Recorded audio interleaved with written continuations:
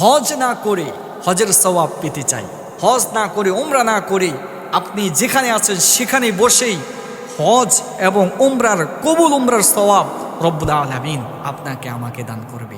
যে আমলটুকু করলে আল্লাহ রসুল সাল্লাল্লাহু আলাইহি ওয়াসাল্লাম তিরমিজি শরীফের মধ্যে হাদিসটি বর্ণনা করেছেন যে কোনো ব্যক্তি যদি আমলটি করতে পারে আল্লাহ তাআলা তাকে পবিত্র পরিপূর্ণ সওয়াব, পবিত্র হজের পরিপূর্ণ সওয়াব এবং উমরার কবুল উমরার সওয়াব তার আমলনামায় দান করবেন। সুবহানাল্লাহ।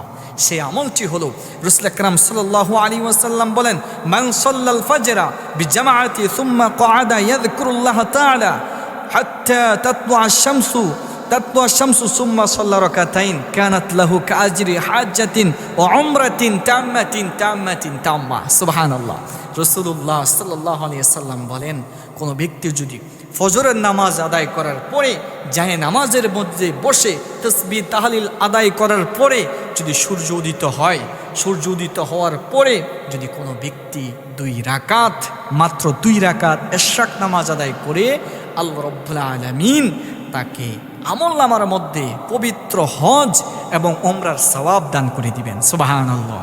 আসুন আমরা পবিত্র ফজরের নামাজের পরে সময় অযথা নষ্ট না করে এই আমলটুকু করুন। আপনি গরিব হতে পারেন, আপনি অসহায় হতে পারেন, আপনার টাকা নাই, ধন নাই, দৌলত নাই।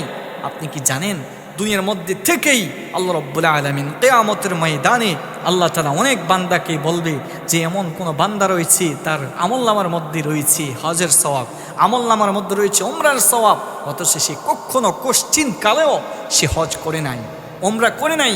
আল্লাহ রাব্বুল আলামিন তাকে তবুও হজ উমরা সব দিয়েছে একমাত্র এই ফজরের নামাজের পরে, সূর্য উদিত হওয়ার পরে যদি সে ইশরাকের নামাজ, যেটাকে ইশরাকের নামাজ বলা হয়, 2 রাকাত নফল নামাজ পড়তে পারে, রব্বুল আলামিন তার আমলনামার মধ্যে সেই সওয়াবটুকু দান করে দিবেন। সুবহানাল্লাহ।